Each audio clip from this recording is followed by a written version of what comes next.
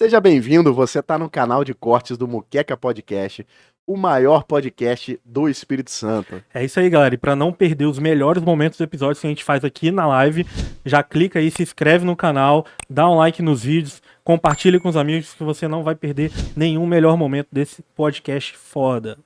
Curta o vídeo.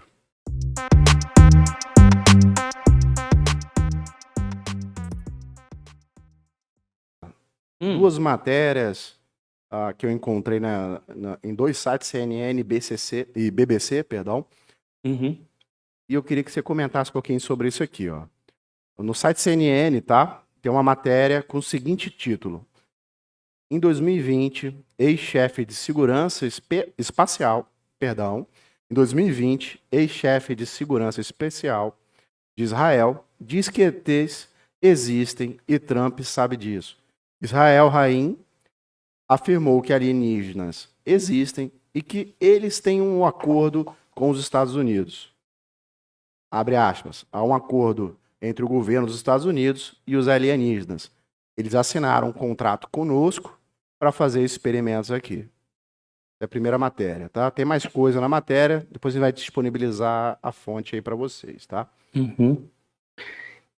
Quer que eu comento já? O que você acha sobre isso, cara? Então, naquela época, né, em 2020, quando veio à tona essa matéria, eu sempre penso assim, quando a gente tem grandes revelações ou revelações bombásticas, logicamente elas deveriam vir acompanhadas de provas bombásticas também. Entendi. Só que no caso desse chefe, né, da parte espacial lá de Israel, ele não apresentou nada de concreto. A única coisa que a gente estava sabendo depois que saiu a informação é que ele no ano seguinte lançaria um livro falando alguma coisa da vida dele, falando dessa interação da área espacial com extraterrestre, com vida alienígena. Então, assim, eu fazendo uma reflexão em cima dessa notícia, ela é uma notícia verídica, realmente esse chefe aí da área espacial, ele falou isso e falou mais, falou que tinha alienígena em Marte e coisas assim, né?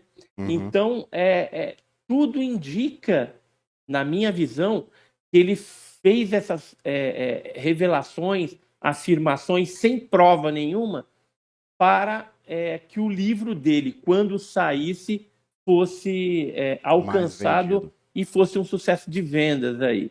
Né?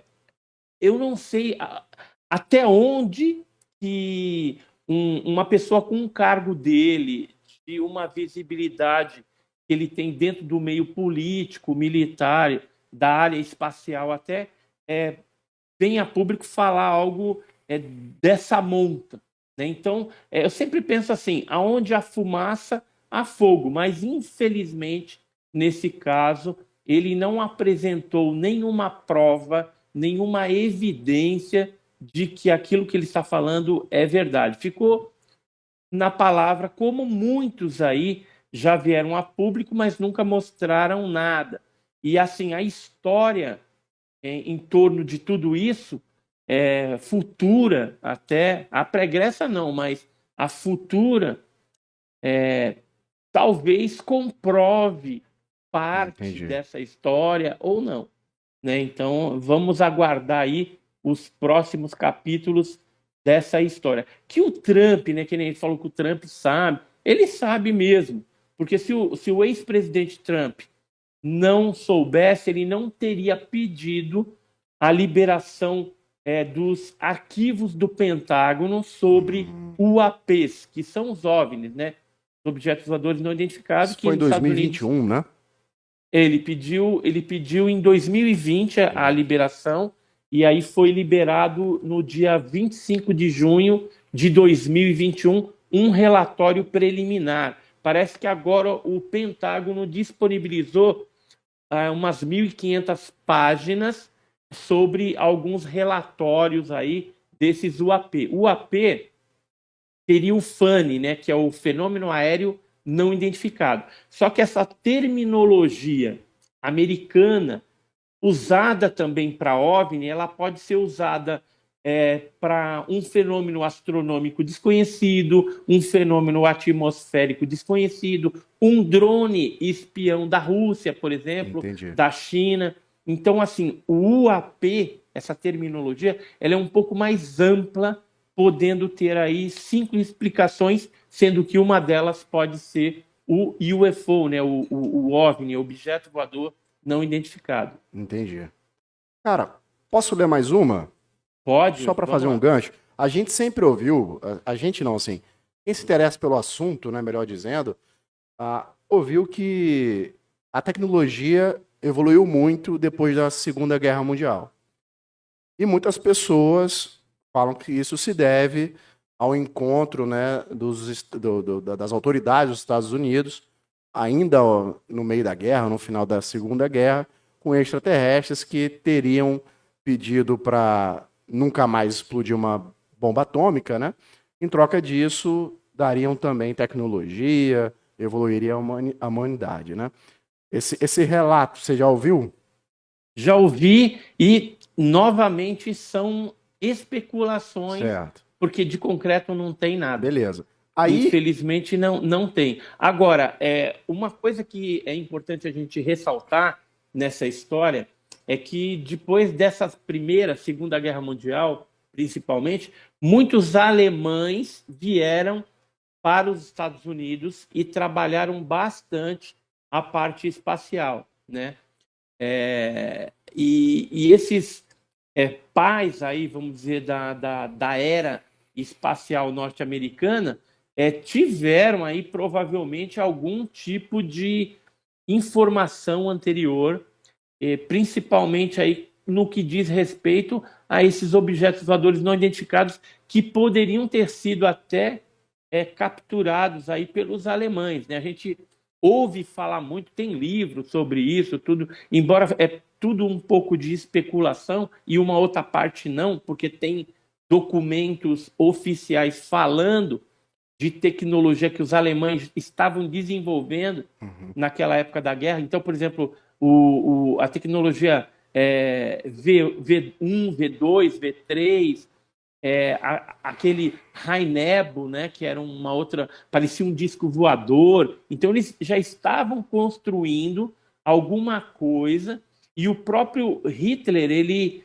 tinha um interesse muito grande em torno do fenômeno ufológico e dos fenômenos paranormais, porque ele queria chegar perto, entender, ter essas tecnologias, esse poder, né? Porque hoje qualquer potência, né, os Estados Unidos, Rússia, China, eles querem deter essa tecnologia dos objetos voadores não identificados. Quem deter isso, com certeza, vai dominar belicamente outras nações, e não só isso, vai ter aí um avanço tecnológico em outras áreas também fenomenal, seja na área espacial, seja na área de comunicação, médica ou mesmo bélica, né? Então, hoje, os metamateriais, que são, ou ultramateriais também, que são advindos de quedas de OVNIs,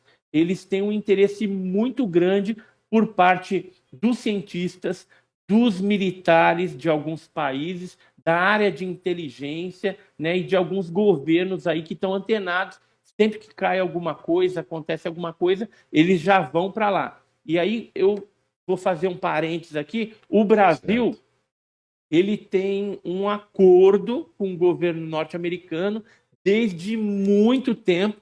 Então, sempre que ocorre algo deste tipo, que cai um objeto, que são capturados aí, sei lá, seres, aí os Estados Unidos sempre vêm para cá com uma equipe e assume esse negócio. Provavelmente o governo brasileiro receba alguma coisa em contrapartida de estar cedendo esses fenômenos, esses objetos não identificados, esses seres também biológicos desconhecidos, aí, não classificados também. E os Estados Unidos está fazendo um bom proveito em cima dessas amostras, desses materiais. Tanto é que, recentemente, a gente teve um depoimento do Gary Nolan, que é da Universidade de Stanford, e ele é um microbiologista, e ele teve em mãos mais de 10 pedaços de OVNIs, e ele analisou lá com uma técnica que chega a ver até a parte mais assim, minúscula do determinado material. Por exemplo, ele faz análises isotópicas, você consegue ver o isótopo daquele metal e saber se aquilo é algo terrestre ou não, ou se foi feito na Terra ou se foi feito fora da Terra. E eles estão interessados nessas composições, né, nessas metalurgias diferenciadas, para aplicar isso posteriormente em novas tecnologias americanas. Aí pode ser um desenvolvimento, de repente, de algum metal para usar na parte espacial ou bélica mesmo. Então, isso já está acontecendo. Inclusive, esse Gary Nolan analisou o metal do OVNI que explodiu em Ubatuba, no litoral norte do estado de São Paulo. Esse objeto explodiu em setembro de 57. E ele analisou alguns fragmentos, né, que chegaram às mãos dele através do Jacques Vallée, que é um físico francês. O Gary Nolan é esse que está aqui na foto, estou mostrando para vocês.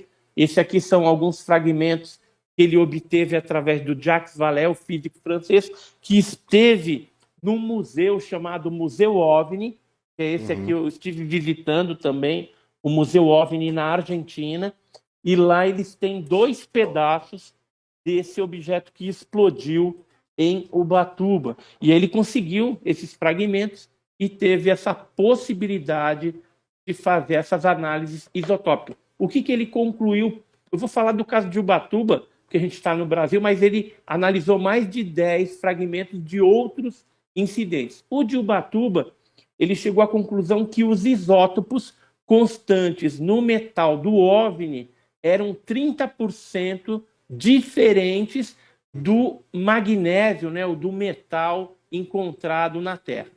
Então, na Terra a gente encontra magnésio, mas não naquele alto grau de pureza e não naquela configuração isotópica que ele identificou nos fragmentos do OVNI que explodiu em Ubatuba. Mas pelas fotos que você mostrou aí, Edson, parecem rochas, né? É metal, cara. É metal? Mas eu digo assim... Mostra de novo pra gente. Não parece ser algum tipo de estrutura de tecnologia, alguma coisa do tipo. Não, é porque explodiu. O pedaço maior, ele foi recolhido lá em Ubatuba, próximo do local onde explodiu, que foi na Praia das Toninhas, e alguns pescadores que estavam lá observaram um navio da Marinha Brasileira, juntamente com outro navio de bandeira estrangeira, que eles não souberam identificar. Naquela época, 57, tinha apenas 6 casas de caiçaras de pescadores naquela localidade, não tinha nenhuma metalurgia próxima, e esse pescador viu esse pedaço maior ser alçado com rede e tudo, colocado em cima do navio, e depois eles foram embora. Esses fragmentos pequenos que eu mostrei, eles chegaram até a praia, até a areia da praia. Inicialmente, eles foram analisados no Ministério da Agricultura do Brasil pelo Dr. Olavo Fontes, que é esse que saiu no jornal aqui, ó, caiu em São Paulo um disco voador. E o Dr. Olavo Fontes, ele pediu a uma tecnologista química do Ministério da Agricultura, estou procurando aqui para ver se eu achei, para analisar esses fragmentos, isso naquela época, em 57, e aí aqui está o laudo assinado por essa tecnologista química, que na época eles chegaram à conclusão que era 99,9% de magnésio puro. Os fragmentos que eu tenho hoje a respeito desse caso, eu tenho 4 fragmentos que futuramente eu pretendo colocar no museu aí. Eu mandei analisar, já fiz 2 análises na USP, na Universidade de São Paulo. Isso aqui é uma das análises, é uma análise até bem cheia de páginas aqui, bem consistente. Bem feita, né? Bem consistente isso. E ela traz uma conclusão assinada aqui embaixo, né, pela professor Dr. Henry Ken e a doutora Maria Manuela Tassinari.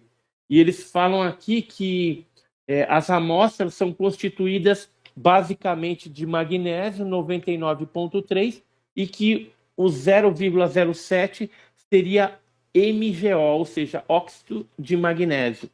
Magnésio enferrujado, né? Talvez pela salinidade da praia ali, né, do mar. Então, esse caso, ele chamou a atenção bastante dos norte-americanos. A gente tem outros laudos que foram feitos, por exemplo, na NASA, em universidades da França, na Caltech, né, que é um laboratório extremamente evoluído. Isso em várias épocas. Tem laudos de 1982, da década de 60, de 50, da década de 70. Enfim, nunca parou o interesse desses governos aí em torno dos fenômenos OVNI, que tem uma materialidade no nosso país. No caso aí, a queda do OVNI de Ubatuba. Recentemente, fora esse caso, teve várias quedas. Teve queda em Leme, queda em Pedro de Toledo, Peruíbe, aquela região de Pedro de Toledo, Peruíbe, Tariri. Teve queda em Iguape, teve queda em São Simão, no interior de São Paulo, em outras partes também do Brasil. Mas o que chama a atenção? Na década de 60, 1966, 67, caiu um OVNI entre São Paulo e Paraná, e aí os militares da Força Aérea ficaram sabendo, uma base aérea de Curitiba foi até esse local, recolheu esse objeto, e consta nos documentos da embaixada norte-americana, que foram liberados agora, recentemente, através do FOIA, a Lei de Liberdade de Informação, que esse OVNI que caiu no Brasil foi levado para o DCTA, o CTA em São José dos Campos, que é a nossa área 51 brasileira, e de lá foram encaminhados para a NASA. Isso que eu estou falando para vocês, existe documentos que foram liberados, né, agora, norte-americanos. Eu já tentei ir atrás do governo brasileiro dessas informações. Eles dizem que não tem nada, né? Provavelmente tem.